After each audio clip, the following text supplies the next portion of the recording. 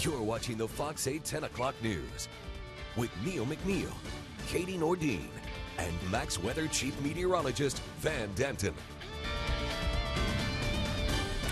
More than 100 years after it was built, one of the Piedmont's largest buildings is still living up to its name. Everything about it is revolutionary, and now nearly 4 years after the Self-Help Ventures Fund out of Durham started developing the old Cone Revolution cotton mill, Business Development Manager Nick Piornack and his team are putting together one of the neatest developments I have seen in Greensboro.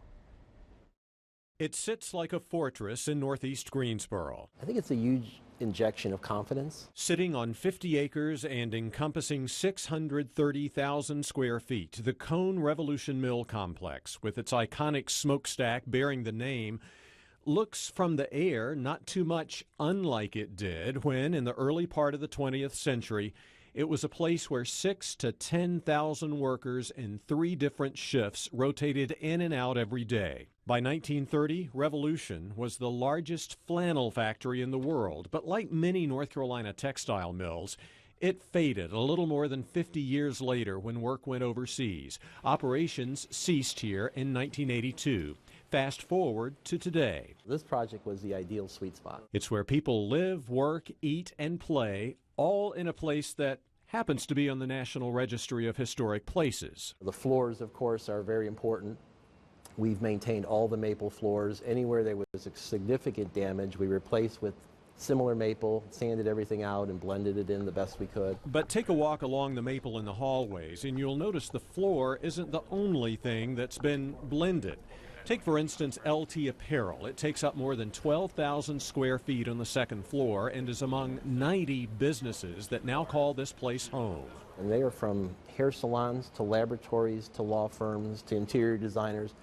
If you walk down the halls, you cannot really figure out one type of industry we're targeting. And it's not just industry, it's art. There's a waiting list for the 12 studio spaces for working artists like Jan Lukens, whose equestrian paintings and others are critically acclaimed. Wow, it's an art gallery. It's an art gallery, and this is a mural artist. This gallery and small event space is called Wham Rev, a joint venture of UNC Greensboro's Weatherspoon Art Museum and Revolution Mill. Fly back over the complex, you'll see large spaces between the buildings.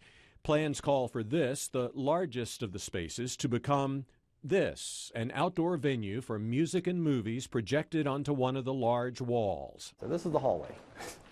Wow. I've never seen anything quite like this.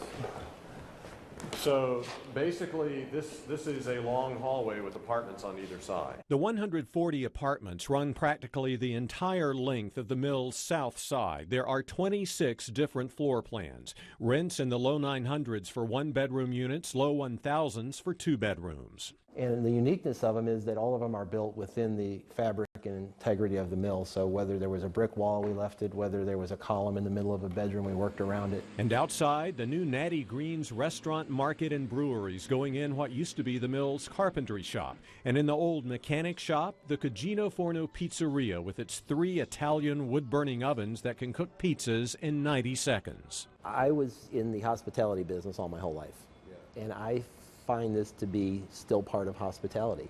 I think building a community where you take people from office that are and living and eating and playing part of that hospitality. To me, it's no different in my mind than a resort, in some beautiful city.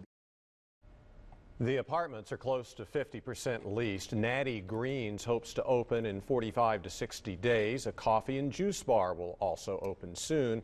And Revolution is constantly working to attract more business tenants. Piornack expects the project to be complete in 3 to 5 years. By then, he envisions 1,200 to 1,500 people working, living, and eating on campus every day.